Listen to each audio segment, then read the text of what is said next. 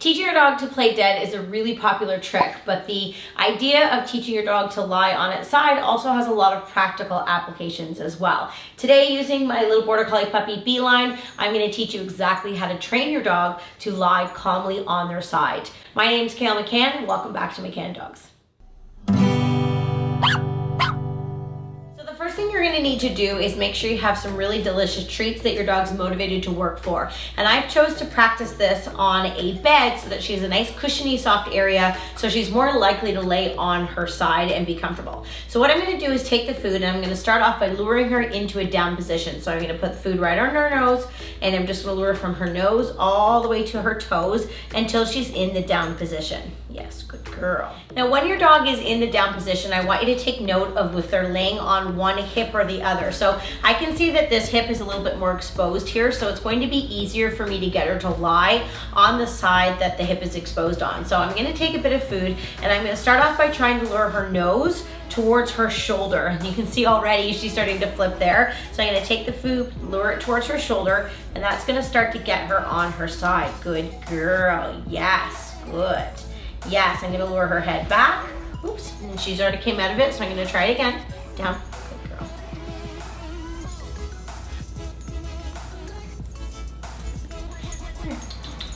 Down. Yes.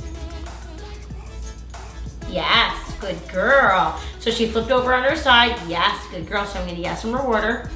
Yes, good girl. Okay, now you may notice I'm not giving any commands at this point. She has no idea what the command means. She doesn't really even know how to go into the position yet. So I don't want to complicate things by repeating a command over and over and over again. So until she gets more comfortable with this, I'm just going to use my food and I'm going to keep the commands and the talking to a minimum.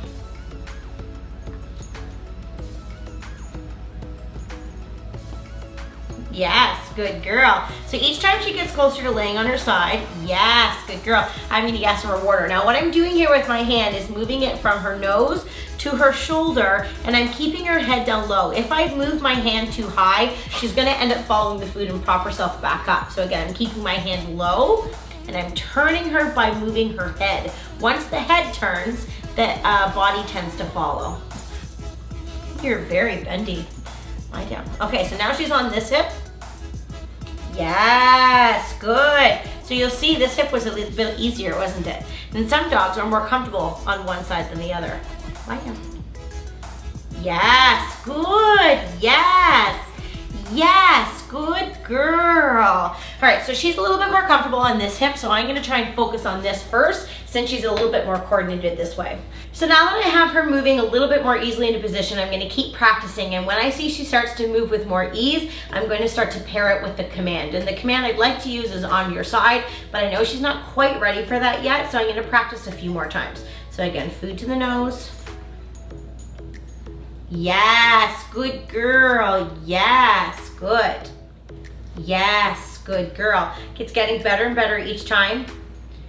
Yes, good girl. So I think I'm going to start to add a command to it now. Now when you're trying to add a command to a behavior, a verbal command to a physical behavior, you need to first say the command clearly, followed 1 second later by the physical lure. If I'm using the command and luring her and showing the food all at the same time, the command and the idea of listening to the word will be lost. So I'm going to make sure I space this out so she can clearly hear me.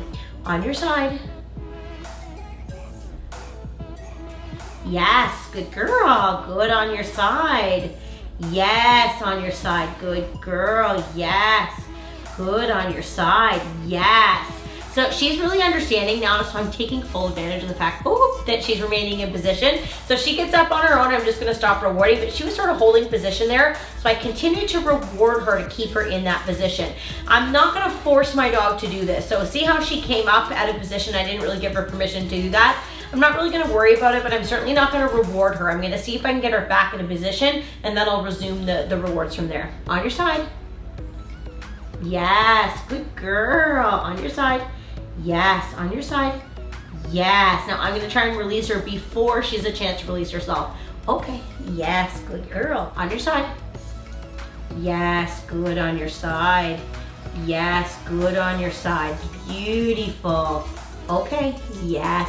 Excellent. Now, when I'm training and practicing this, I need to make sure that my demeanor, my praise, my interaction with my dog is all very calm. This is a calming exercise. So if she was on her side and I went, yes, good girl, she would probably get all fired up and then pop out of position. So my demeanor, my reinforcement needs to be very calm and cool, since that is what I'm trying to achieve with my dog as well. Now, I want to really encourage you to practice this a lot using the food lure, because that's really going to help.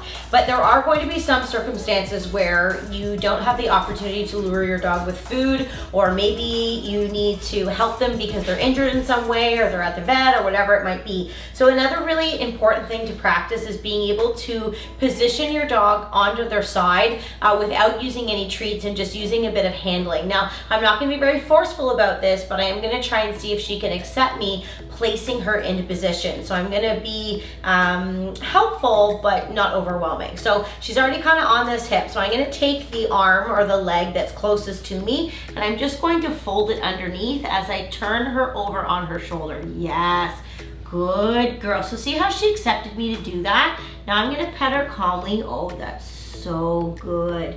Beautiful. Good. On your side. On your side. Yes, good on your side. Good on your side. Beautiful. Good girl. Okay. Yes. Oh, thank you. Oh, you're so loving. Okay, we're going to try it again. No, okay, lie down. Be. Lie down. Yes, good girl.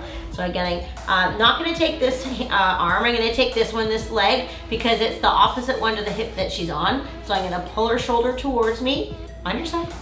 Yes, good girl. So I'm forcing her to go, but you can see it's very calm and very smooth. I'm not overwhelming her. I'm taking my time with this. When she's in position, I'm praising her calmly, allowing her to relax and feel comfortable. On your side, good girl. Are you hoping for a little belly rub? I think maybe.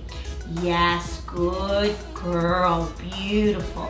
Yes. Now, in my opinion, she's quite relaxed and quite happy and satisfied, with the reward being my voice and my touch.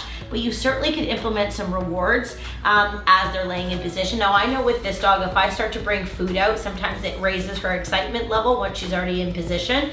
So I might choose a reward very irregularly, but I will use it sometimes. For her, on your side. Good girl. Just using calm praise and touch is a great way to also reinforce her. You don't always have to use something physical to reward your dog, like a piece of food or a toy. Sometimes it can just be your love.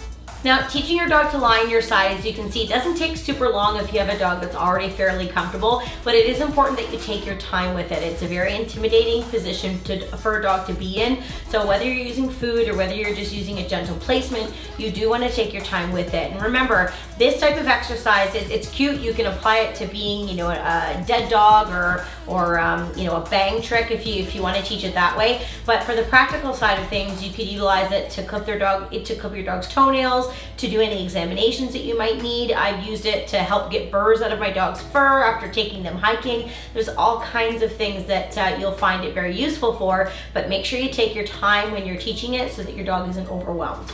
Now, if this is your first time with us, make sure you hit that subscribe button. We post brand new videos every single week to help you spend some more quality time with your four-legged family member. Beside me is a video that you might like. It's specifically about handling your dog's body parts and getting them very comfortable with that. Now, this is my dog Beeline. I'm Gail McCann. On that note, bye-bye, happy training.